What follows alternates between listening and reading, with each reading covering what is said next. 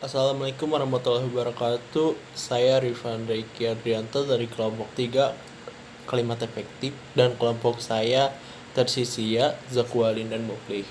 Di sini saya akan menjelaskan kalimat efektif. Kalimat efektif pada dasarnya sebuah kalimat dapat dibentuk oleh klausa yang terdiri atas subjek dan predikat dengan penambahan objek, pelengkap maupun keterangan yang diakhiri dengan tanda baca titik, tanya, atau seru.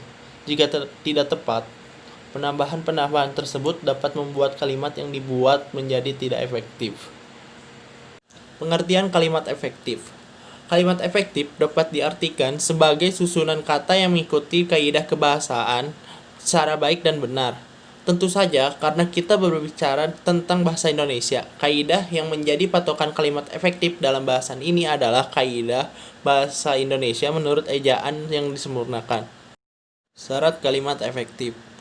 1. Sesuai EYD atau ejaan yang disempurnakan. Sebuah kalimat efektif haruslah menggunakan ejaan atau tanda baca yang tepat. Kata baku pun mesti menjadi perhatian agar tidak sampai kata yang kamu tulis ternyata tidak tepat ejaannya. 2. Sistematis. Sebuah kalimat paling sederhana adalah yang memiliki susunan subjek dan predikat, kemudian ditambahkan dengan objek pelengkap hingga keterangan sebisa mungkin guna mengefektifkan kalimat. Buatlah kalimat yang urutannya tidak memusingkan.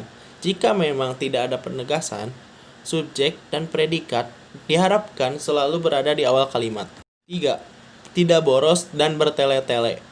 Jangan sampai kalimat yang kalian buat terlalu banyak menghambur-hamburkan kata dan terkesan bertele-tele. Pastikan susunan kalimat yang kalian rumuskan pasti dan ringkas agar orang yang membaca mudah menangkap gagasan yang kalian tuangkan. 4. Tidak ambigu. Syarat kalimat efektif yang terakhir, kalimat efektif menjadi sangat penting untuk menghindari pembaca dari multitafsir.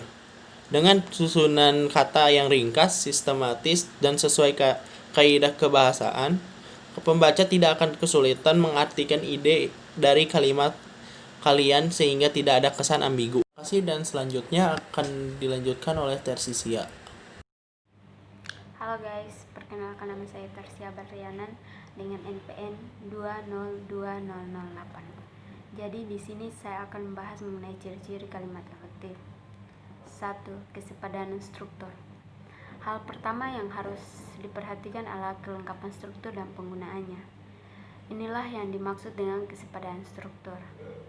Ada beberapa hal yang menyangkut ciri-ciri yang satu ini. A. Pastikan kalimat yang dibuat mengandung unsur klausa minimal yang lengkap, yakni subjek dan predikat. B.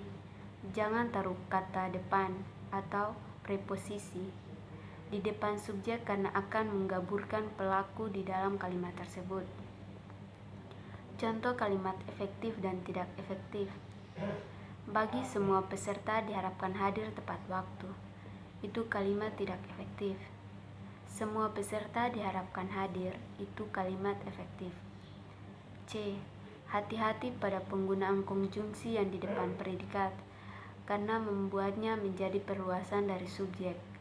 Contoh, dia yang pergi meninggalkan saya. Itu kalimat tidak efektif. Dia pergi meninggalkan saya. Itu kalimat efektif. D. Tidak bersubjek ganda, bukan berarti subjek tidak boleh lebih dari satu, namun lebih ke arah menggabungkan subjek yang sama. Contohnya, adik demam sehingga adik tidak masuk sekolah. Itu kalimat tidak efektif. Adik demam sehingga tidak dapat masuk sekolah. Itu kalimat efektif. Terima kasih. Selanjutnya akan dilanjutkan oleh saya. 2. Kehematan kata. Karena salah satu syarat kalimat efektif adalah ringkas dan tidak bertele-tele, kalian tidak boleh menyusun kata-kata yang bermakna sama di dalam sebuah kalimat. Ada dua hal yang memungkinkan membuat kalimat yang boros sehingga tidak efektif. Yang pertama, menyangkut kata jamak, dan yang kedua, mengenai kata-kata bersinonim. Untuk menghindari hal tersebut, berikut ini contoh mengenai kesalahan dalam kata jamak dan sinonim yang menghasilkan kalimat tidak efektif. Contoh kata jamak. para siswa-siswi sedang mengerjakan soal ujian untuk masuk ujian perguruan tinggi. Itu kalimat tidak efektif. Siswa-siswi sedang mengerjakan soal ujian masuk perguruan tinggi. Itu kalimat efektif.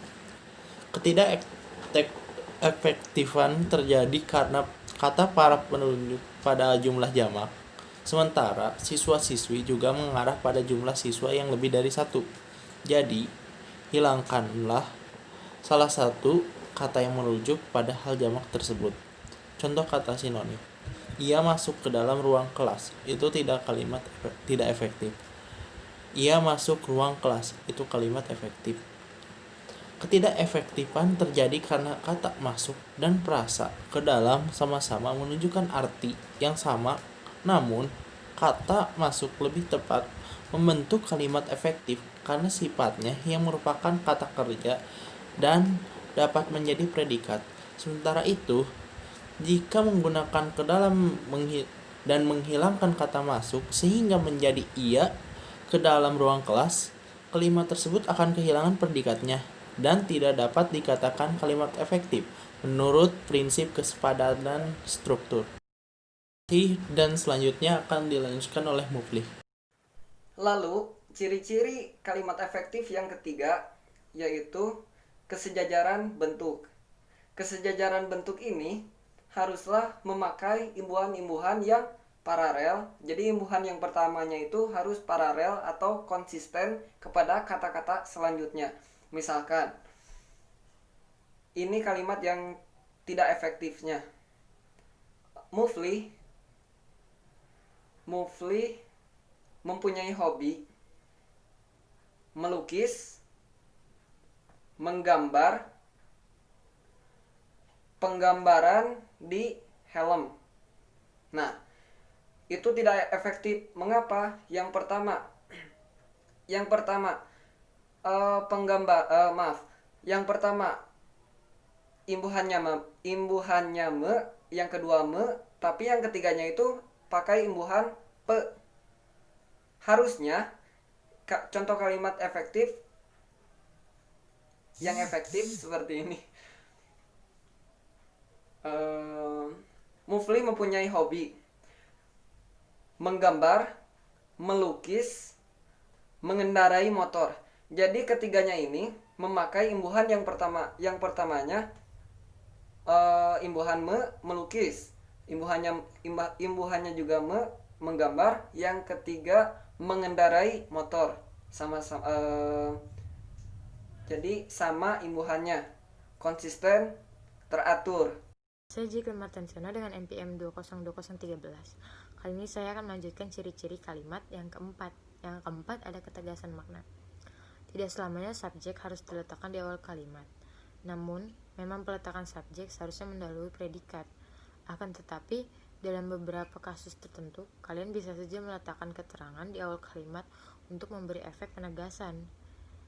Ini dilakukan agar pembaca dapat langsung mengerti gagasan utama dari kalimat tersebut. Penegasan kalimat seperti ini biasanya dijumpai pada jenis kalimat seperti kalimat perintah, larangan, ataupun anjuran yang pada umumnya diikuti oleh partikel lah ataupun. Contoh berikut. Kamu sapulah lantai rumah agar bersih. Itu kalimat tidak efektif. Yang kedua ada sapulah lantai rumahmu agar bersih. Itu contoh kalimat efektif. 5. Ada kelogisan kalimat. Ciri-ciri kalimat efektif terakhir yang amat krusial menyangkut kelogisan kalimat yang kalian buat. Kelogisan berperan penting untuk menghindari kesan ambigu pada kalimat. Karena itu, buatlah kalimat dengan ide yang mudah dimengerti dan masuk akal agar pembaca dapat dengan mudah pula mengerti maksud dari kalimat tersebut. Contoh pertama, kepada bapak sekolah, waktu dan tempat kami persilahkan. Itu contoh kalimat tidak efektif. Yang kedua, bapak kepala sekolah dipersilahkan menyampaikan pidatonya sekarang. Itu adalah contoh kalimat efektif. Jadi sekian dari presentasi kelompok kami dari kelompok 3 kalimat efektif. Bila ada kesalahan kata atau kesalahan dari info-info yang kami dapatkan, mohon dikoreksi atau di komentar di forum diskusi. Bila ada yang mau ditanyakan, silakan ditanyakan di forum diskusi. Sekian dan terima kasih.